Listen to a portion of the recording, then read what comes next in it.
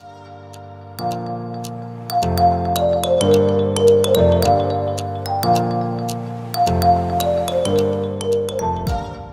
hello, school counselors and school counselors to be. Thank you guys so much for coming to my channel, The Inspiring School Counselor. And today I want to talk to you guys about just me surviving this first year of school counseling since the pandemic. And so I'm excited to be getting into this with you guys. Hopefully you guys are excited too. If you have not subscribed, make sure you subscribe and make sure you hit that notification bell so that you can be notified every time I upload a video. All right, let's get into it. So it is finally the end of the year. Right now we are in summer break. We actually hit summer break May 21st. And you guys, it's just like a big weight has lifted off my shoulder. I'm just going to be honest with you guys. And I don't mean to scare any of you school counselors to be, but if you have ever worked in a pandemic and just trying to be there for the students, the teachers, the parents, and just trying to do certain things and finding out that certain things that you're not able to do because of just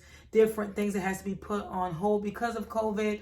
When you get to a time like this and it's summer break, you're like, okay, I can breathe now. We're going to plan for next year and we just pray that nothing else take place or happen. So yeah, I am definitely excited, but it also gives me time during this summer break to just be able to revamp some things and to incorporate some more things. And hopefully, if everything goes well, we're able to do a lot of things that I want to do this past year. We're able to do this upcoming year. Today, I just want to talk to you guys about what I'm going to be focusing on this summer, things I'm wanting to change coming into this next school year, and also things that I wasn't able to do this past year that I can't wait and I'm going to be planning to do this upcoming year. So the first area that I want to talk to you guys about is just focus this summer, okay? Different things that I'm going to be focusing on. And I know that this is a time, especially during the summer, you're not working, you're able to just relax, rest, stay up if you want to,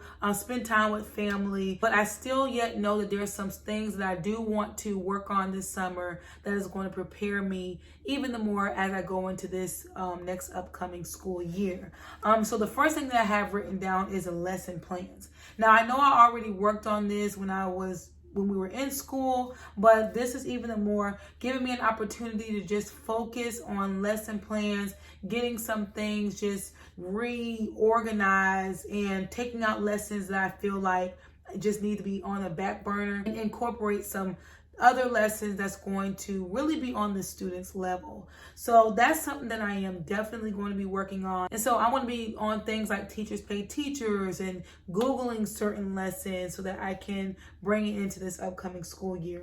Another thing that I'm going to be doing is small groups. So I'm going to be getting different small groups together, which I already have a lot of different lessons for small groups that I can do, from attendance to anger to self-control. And so I just want to get those printed off and together, which I'm probably going to have to go to the school to get them printed off because I don't want to have to use my printer. So we're going to go to the school. So that is something that I definitely want to do because I was not able to do that this past school year because just everything with COVID, and I didn't want to bring kids from different parts of the building together, and that just wasn't what I was wanting to do. So I'm not going to be doing that small group. So this year I'm going to just really be trying to get all my small groups together and printing off the things that I need to print off to get those things rolling. Another thing that I'm going to be working on is coming up with some more needs assessments, which I've already created one. And I'm so sorry, you guys, because I was supposed to show you guys how to create a needs assessment in Google Forms, but don't worry, be looking out for that because I will eventually show you guys how to do that. But I want to be getting my needs assessments together so that I can send it out to the parents. I want to say that first week of school, trying to send that out so that I can see, okay, what have the parents noticed during the summer or since the kids have been out of school? What have they noticed that they would like for me to address? Another thing that I would want to do this summer is just figure out different ways I'm going to be also incorporating the school store. I know I talked to you guys about this before, but last year I wasn't able to focus on attendance with the school store because just things was crazy with COVID. So this year I'm going to be able to incorporate the attendance as well as the behavior, what we've already been focused on this past year. So that is something that I'm going to be doing even more, as well as trying to find different items that I can decorate the school store cart with. And so I'll be taking you guys along that journey with me as I'm going to the different stores whenever that takes place.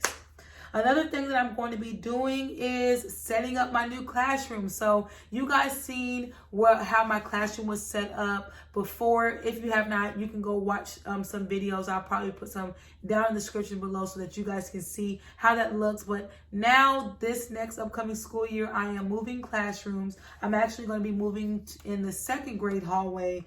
And so it's a smaller room. And so I'm going to have to kind of figure out how I'm going to set up my room so that it can be functional for me and for the kids. So I'm excited to be showing you guys just that setup pretty soon here. I can't move into the classroom yet. Like, I've already moved my stuff out of my old classroom. So I go June 18th to be able to start moving things in there and setting things up. So around that time, I'll be posting a video pretty soon.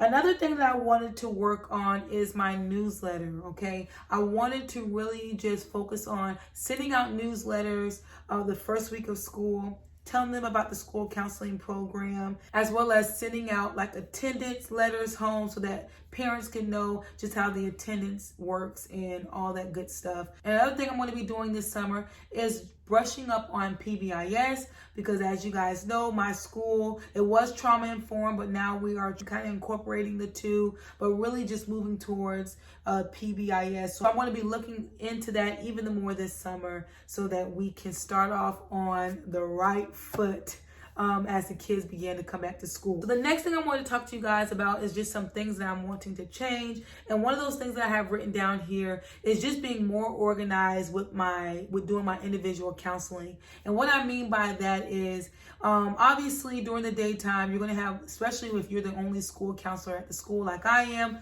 you're going to have different situations that is going to arise in the school day where you're going to have to do individual counseling with, students from all different type of grade levels.